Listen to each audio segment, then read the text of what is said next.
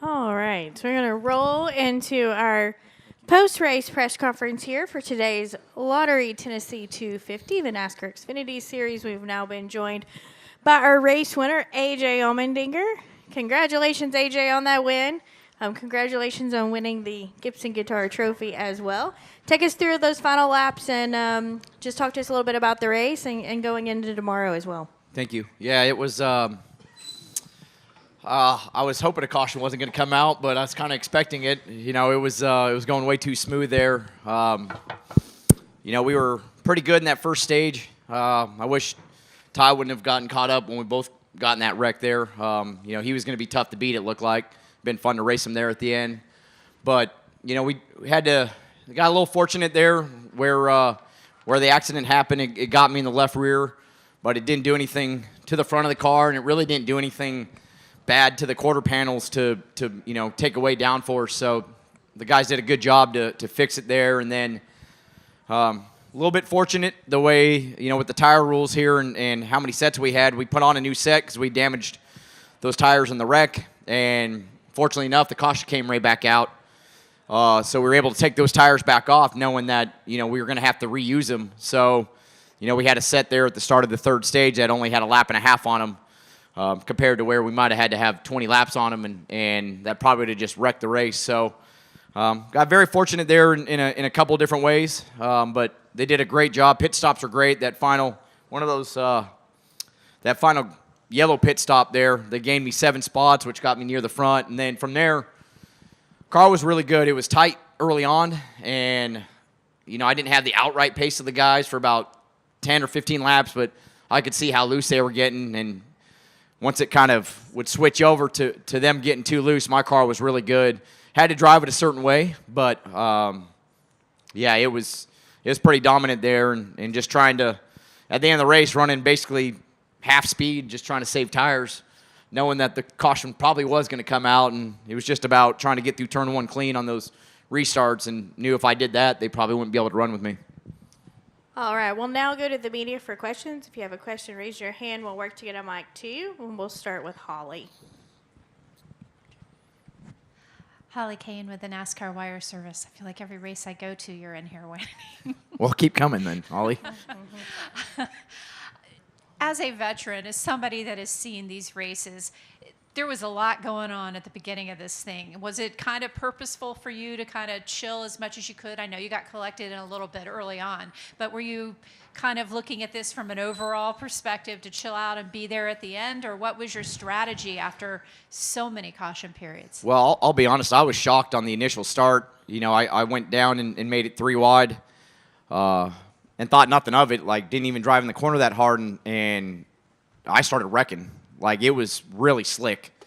And so that kind of raised my eyebrows, like, okay, like, wow, this is a lot slicker than I expected. So the next couple of starts just tried to chill and try to get into a rhythm of the race. But I think it caught us all off guard just how slick the racetrack was compared to yesterday or even in qualifying. So once that first start happened and I felt like I got away with you know, trying to wreck basically, just trying to be chill. But, yeah, there was a lot of cautions. And, you know, the 21 there on that one restart was on old tires. And he went in there and you could see it wasn't anything malicious. He just went in and it never turned.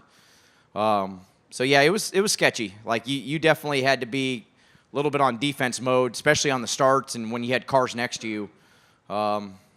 It was a lot slicker than, you know, I think some of it, too, honestly, that we just don't have long practices anymore. So, you know, you get into a rhythm of like, okay, this is how fast the racetrack is yesterday, and you just think, okay, that's the grip level that it's going to be. You know, where like in the old practices, like, you know, you'd be a second faster, and then in the race it'd be a second slower in the pace just because of all the rubber on the racetrack and the sun beating on it. So, yeah, it was just had to be patient early on there, and then even on restarts to a certain degree, just being patient because it was real easy to make a mistake. All right, we'll go to Bob. Bob Parker, Fox Sports. I had 2. The first is, do you need these Xfinity wins to help maybe get through some of the rough Sundays? Yes. Chris Rice says yes. Bob, I spent a lot of years not winning anything, so I need wins just to make me mentally okay every week, whether it's Cup or Xfinity. Like this is why you go out here and do this is to try to win races, and so I don't take anything for granted, and whether it's an Xfinity or a Cup win, it means a lot to me because you never know when the last one is going to be. And on the Cup side of it, I felt like over the last month we're making gains. We had tough meetings at the shop, but what I've always, and I've said this from day one, there's no finger pointing on the team. We just kind of all look at each other like, yeah, we all suck right now. Like, we all got to be better. And over the last month, we're getting there. Our car was fast yesterday in practice, and Justin did an amazing job qualifying third. So our Cup program's getting there, but it's the best of the best, and we're racing against the best teams and the best drivers. So there's going to, on the Cup side of it, there's going to be more down days at times than good ones, but it's all about having the perspective of what we're trying to do on the Cup side of it. But winning anything is important. So, don't take any of that for granted. And I assume you heard that some of your competitors felt that the damage to your car actually helped it and made it much better. I'm curious if you felt a big difference. Well, they shouldn't have crashed in front of me and got me in a wreck then. That's their own issue. I don't fix them. I don't do anything. I just drive them. So if it helped, a good one. We got lucky for the good guys one time. All right. We'll go to Jordan, and then I believe I had a question over here on the right. So we'll go to Jordan first. Do you feel, Jordan Bianchi, do you feel like you've been able to bring something in the Xfinity program this year and kind of help point them in the right direction and kind of get them back, going the right way? No, I mean, they did all the work on the off season, I mean, Chandler and Daniel have been working hard, and they've had more speed. I think last year was, although we had 5 wins, it was a tough year in the sense of just our pace every weekend. And, I try to give them my best thoughts of what direction we needed as the year went on. But, they've put a lot of work in the Xfinity program in the off season, and the cars are better. So it's, I always want to feel like I'm a small part of the program. But, they're doing all the work right now this year, and it's shown that the speed is there. I do feel like, compared to last year, like our good race cars, our outright speed is a lot better. I think there's still weekends that we're off more than, say, Joe Gibbs. But, it's definitely, they've improved it for sure. All right. I believe I had a few questions. There we go. Perfect. Thank you. Caleb Vessel, Speedway.digest.com. Obviously, the next-gen car and these Xfinity cars are completely different. Is there anything you learn from today that will help you tomorrow, or is it just simply just going out there and racing for a guitar trophy? I mean, I think laps always help, right? It doesn't matter what car you're in, just running laps. There's nuances of the racetrack that you learn. But, setup stuff and things like that, it doesn't carry over.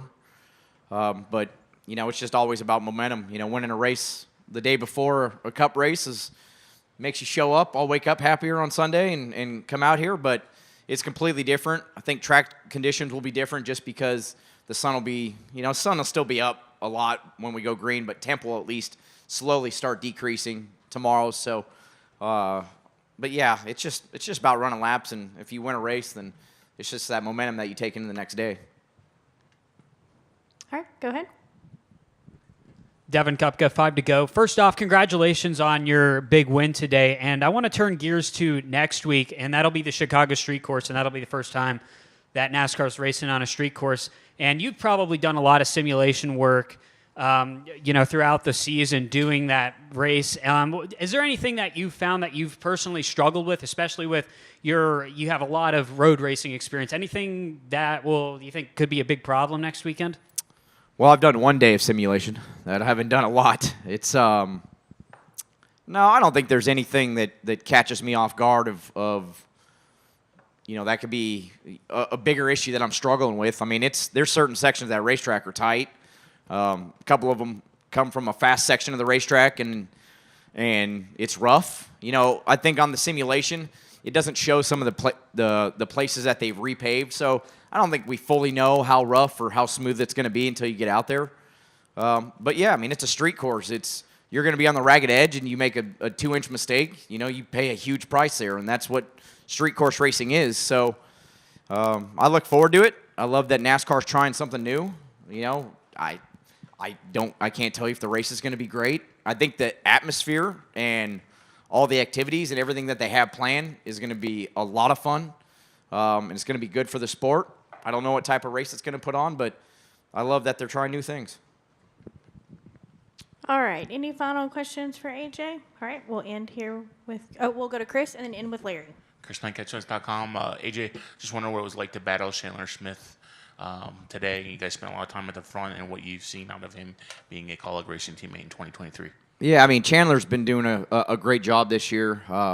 He's a student of the game. He studies a lot of just stuff over the last couple of years of our race cars, in-car videos, stuff like that. Obviously, he's super fast. Like, I mean, just outright speed. I think at times, like at that age, you probably overdrive it. But he was doing a good job today. He was just too loose, and I could see that. But he's got a huge future, and it's great having him at Kaulig Racing because, we need guys like that and Daniel and stuff to keep our program going, and honestly keep giving younger drivers a reason to want to come to Kaulig Racing to get in those Xfinity cars. So, I think he's going to be one that they're going to have to battle for the championship by the end of the year. And our cars are getting close enough that I think you get in those last couple of races, unlike last year where we were probably just too far off, our cars are getting close enough that, he's going to be tough to beat. Indy. Yeah. All right. We'll take our final question here in the middle from Larry. Yeah, AJ, as wild and crazy as the race had been, how tense, you discussed it a little bit, how tense was that last restart, and at what point did you glance back and say, I've got it? Yeah, I mean, you just know it's coming. I just knew that more than anything, I needed to get a good restart and just get into turn one clean.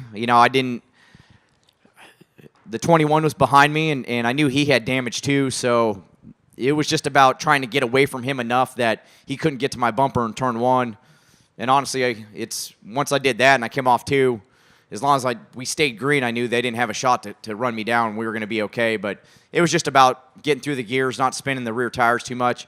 The first start helped me a little bit because I probably didn't clean the tires off quite enough, and I spun them a little bit. So that second start, I definitely, down the back straightaway, spent a lot of time trying to heat them up and clean them off. So that second start was really good, and as I said, it was just about hitting my marks, getting into one, and once I looked up off of two, as long as there was no yellows, I knew it was kind of game over.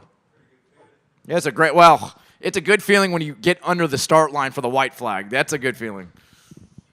All right, AJ. Congratulations again. Best luck tomorrow as well. Thank you, guys.